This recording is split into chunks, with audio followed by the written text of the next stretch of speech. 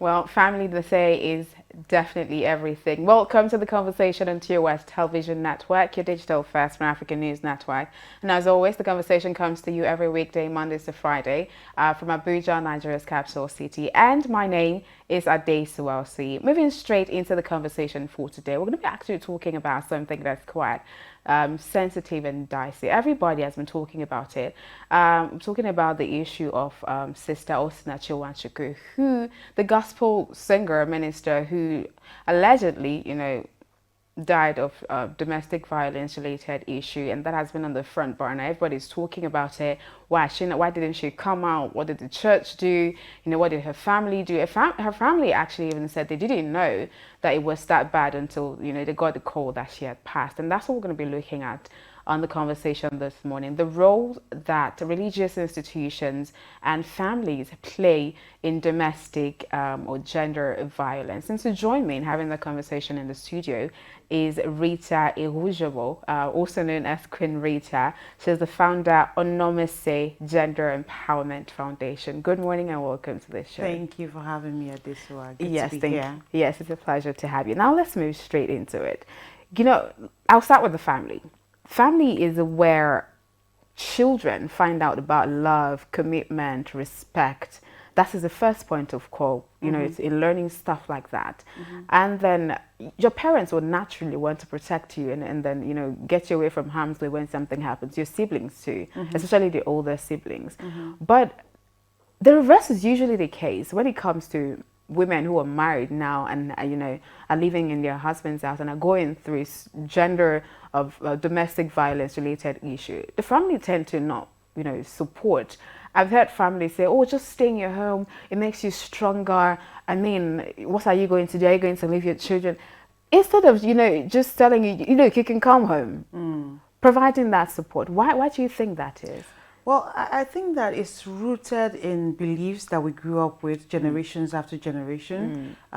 Marriage is a very, very holy and respected, I'm putting this in parentheses, institution. You should, guard your family, respect your spouse, do not portray them in bad lights. There's all the nuances that you're given as a woman when you get married in our own culture. But I would want to take this back to parenting and all of that. Now, as a family, when you're growing up, what are your parents teaching you? Is it okay for you to hit your siblings? Exactly. Do they accept that? If you have a daughter and you train her growing up that you are precious, nobody should hit you, and you have a son and you say you shouldn't be hitting a lady, you shouldn't hit anyone, you will not advise your daughter when she's getting married or when she's now married. She will not even keep quiet if her spouse or someone she's dating hits her. Yes.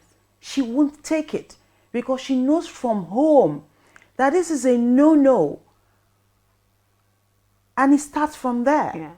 The self-esteem of that girl child, what are we doing to it as parents, as a society? What are we teaching them that they are supposed to accept or not accept? That's where it starts from. If your parents tell you that, look, nobody has a right to do this to you, and you do not have a right to do it to somebody else, there are consequences. When we train boys and we say boys will always be boys, no, boys will always be held responsible. Not boys will always be boys. It starts from there. And then we are grown-ups. Religion, when you get married, and traditionally, I had my traditional marriage, well, almost 2 decades ago, right? Okay. And you're getting married and they tell you, well, you are now no longer in this family. You no longer have a bed here. Yada, yada, yada. You are, there is a simple undertone in my own culture that tells you we didn't sell this child to you. They would give you money back. Even if the bride price traditionally is 5 naira. Yes. They would still give you money back to say, here, we didn't sell her to you. Yes, exactly. And that is to let you know that she has a home. She has a people. She has a place to come to.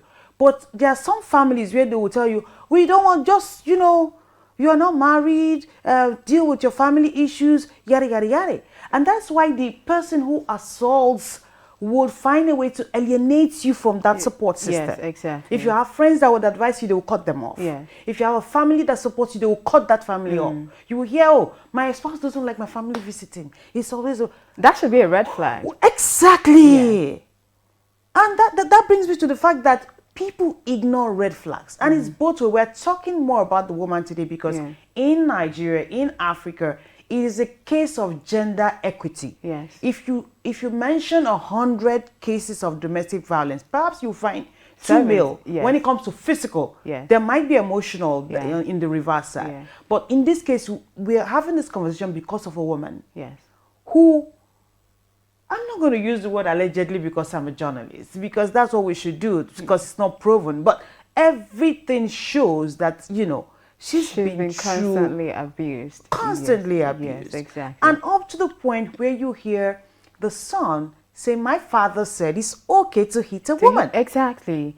And you now begin to see where all of this springs from. He has seen that. His dad has told him that. And then so he would go on to hit his sister. And then it's a go on from there. And then he's get married and then the cycle continues. And then you're wondering who raised this man, this kind of men. So this basically, is how they are raised. It's just a defect with the lots of family systems. Exactly. But I also know that there are families who are quite supportive and who will tell you. And you're from, I'm from Edo State. I'm from Delta State. From Delta I'm State. an Urubu girl. Exactly. And then you did say that they would tell you we're not selling our farm. So yes. And then even in the place of death, you still have to bring the daughter back home. Exactly. So it just tells you that she's always she's always going to belong to us, whether in life or in death. But you still have people who come from that kind of support system that they're still scared, or would never come out and say, this is what my husband is doing to me, or this is what my partner is doing to me. Where do you think that fear or that laid-backness sprung from?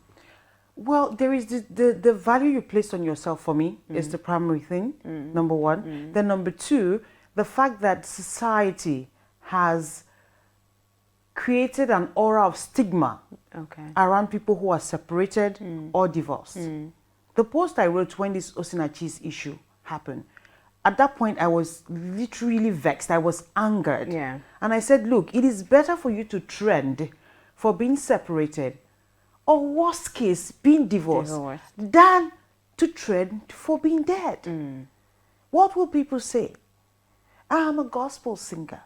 I am a pastor. I am a marriage counselor. Or I am a celebrity. That my face will be all over the media. That I've separated. I'm a failure because I couldn't keep a home. But what will people say? Yes. They're talking now that you're dead. That she's dead.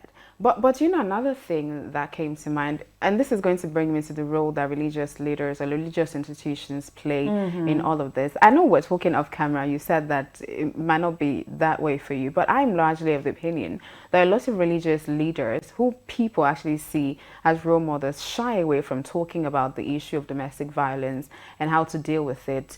And they would, I did say that I would rather a religious leader tell you that it's okay to be separated and working on this issue than stay together, you know, being scared of divorce is sin and all of that. I'm a Christian, so that's I know that's what they preach and all of that.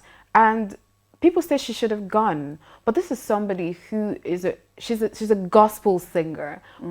Does anyone think what support system would she have had? What would he have done to her career? Would people actually keep inviting her to minister, knowing that, oh, this person has issues in marriage, and then this person, you know, stuff like that. When we started, I said that one of the problems is because people have created a stigma label around being separated, and we need to change that as a society. We need to. I'm sorry to bring this up, but people go to Christ Embassy in droves and a million. Pastor Chris is separated, is he not? He is.